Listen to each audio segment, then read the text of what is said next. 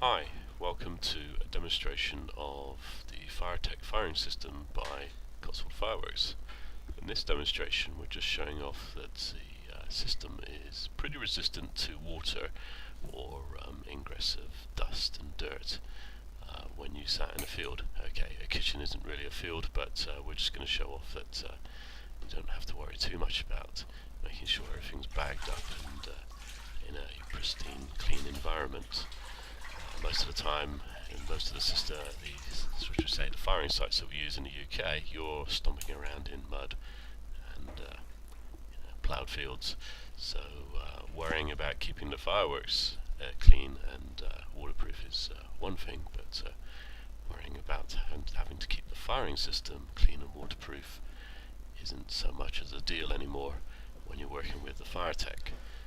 Like any system, you should really try and keep it as clean and dry as possible, because you don't want it going wrong and then find that there is a small piece of debris that's caused your finale to go wrong. But this is just a good example to show that the rails don't have to be kept completely and utterly dry when firing.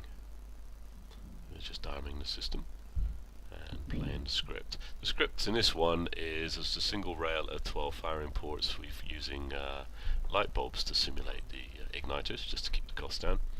And this particular script is going to repeat the firing of those 12 ports 5 times each at 1 second intervals. So effectively we've got 60 seconds of fireworks firing. Admittedly, in the real world you wouldn't put an igniter and expect the igniter to fire again, but it does show that the system can fire the same port more than once in one sequence, which is useful if you're not plugging into an igniter and you're actually extending the port out to another firing system in step fire mode, which we use quite a lot of. This second example here is a second rail. This is going into rail number 4. And in this case we've got bulbs on every odd number, so 1, 3, 5 and 9.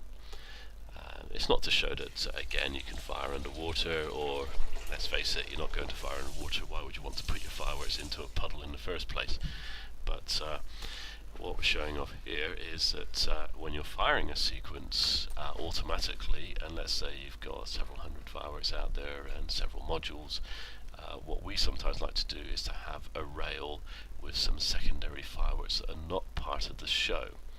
So when a script is firing, the fireTEK can still allow you to manually fire other fireworks on the side. So rail 4, here we go, 1, 3, 5, 7, 9. You still fire those other ports. It's quite useful if you suddenly go, there's a hole, I really need to fill it, and you've got a couple of backup cakes or a couple of backup racks. And that's all this demonstration is showing, is the ability to carry on manual firing even though you have a sequence running already. And the fireTEK is capable of handling 255 automated sequences, all firing concurrently. Now it's not just the rails that are waterproof. The module itself, the firing module, which is the most expensive part of the system, floats in water. Now that's great if you're working on a barge and you kick it over the side. At least it's not going to sink to the bottom. You can actually fish it out with a net or try and retrieve it later on. In this case, the system itself is water resistant or waterproof, and we'll do that. We're just pushing it under the water, and it's happily to fire like that as well. Certainly not in seawater, where the resistance of the water has been considerably reduced, but it does go to show that if you're working in heavy rain and you haven't bagged up your firing system, you have got plenty of time to bag it up and not worry about the odd shower.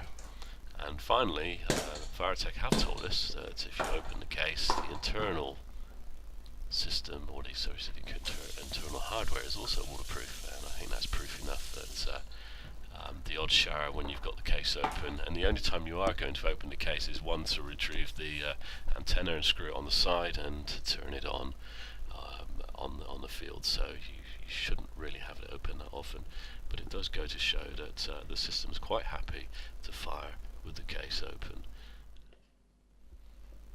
I'd like to thank you for your time in watching this small demonstration of what the fireTEK firing system can do when tasked contrast with having to work with heavy rain or considerably damp systems.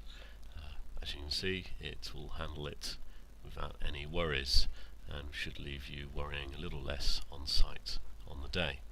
Once again, thank you very much, and we will see you again in the next video.